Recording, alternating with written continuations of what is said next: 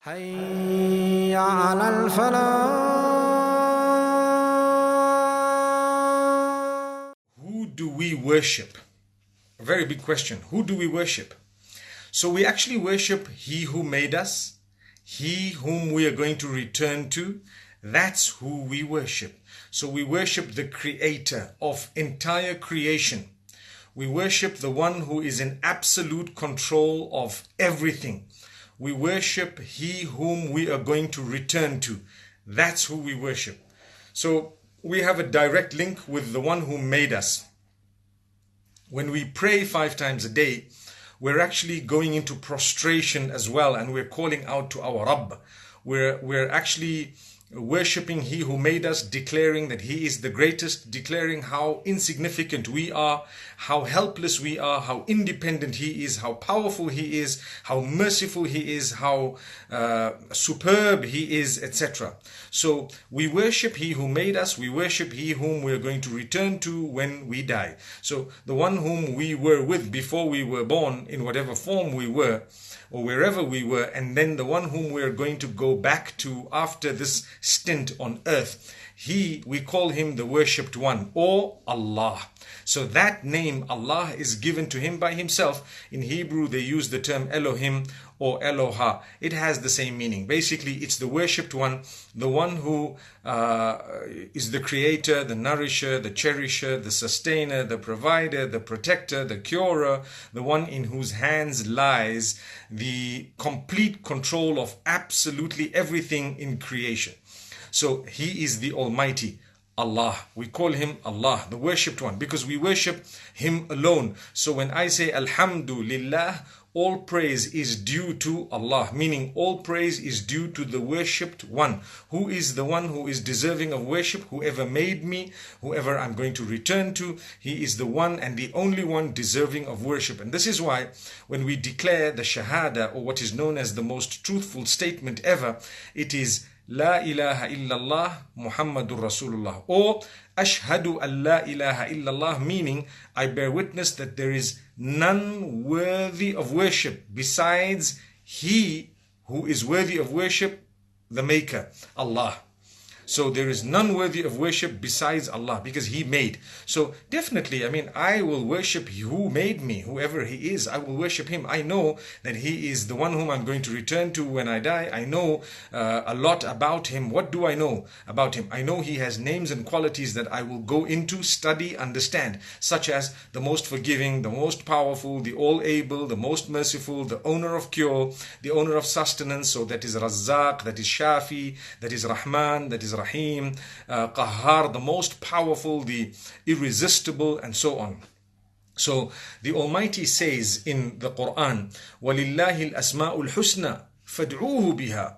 You know, when you call out to Allah, when you're supplicating or when you want to praise Him, the Almighty says, indeed Allah has beautiful names and qualities. Here He speaks about names. He has beautiful names, so use them to call out to Him.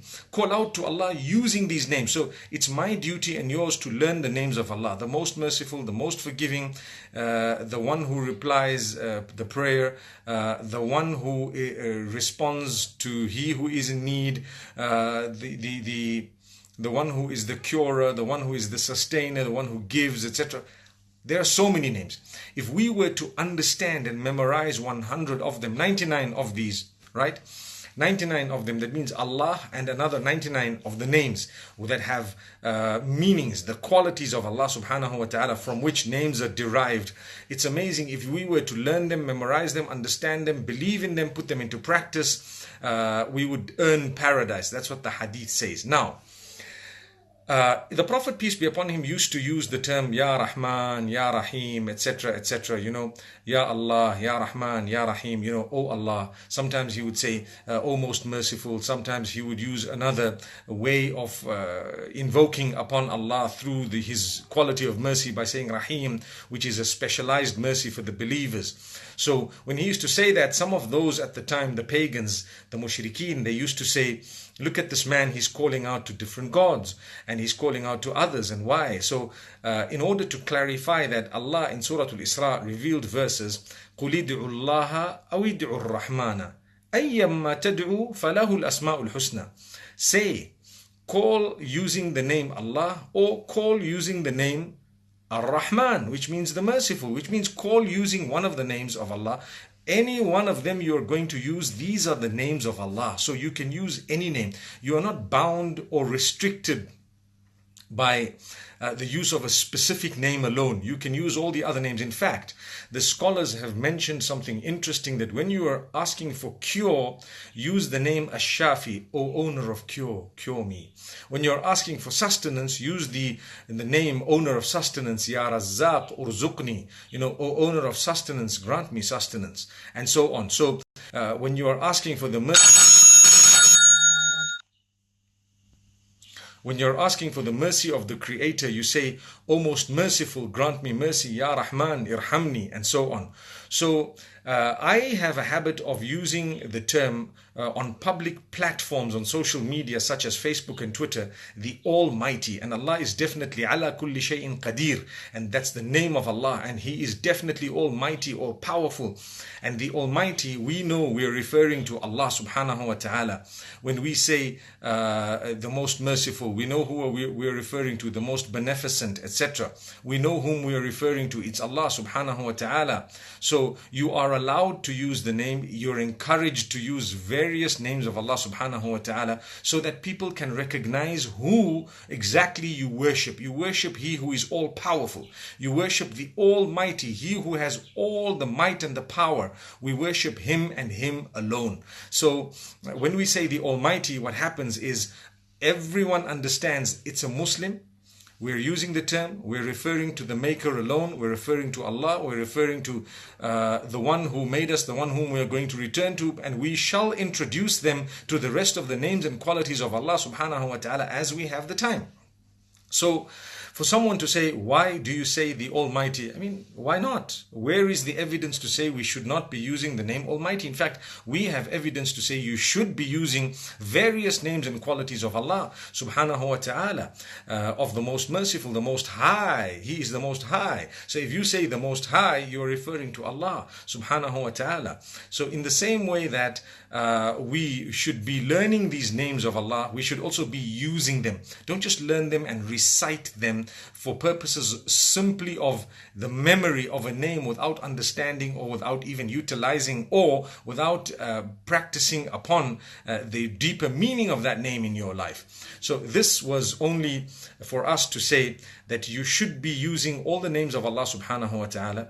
You should be understanding the names and qualities. He is the all-powerful, He is the most forgiving, He is the most merciful, He is the most high, He is the most beneficent, He is the owner of sustenance, He's the owner of cure, He's the owner of the Day of Judgment, and so on.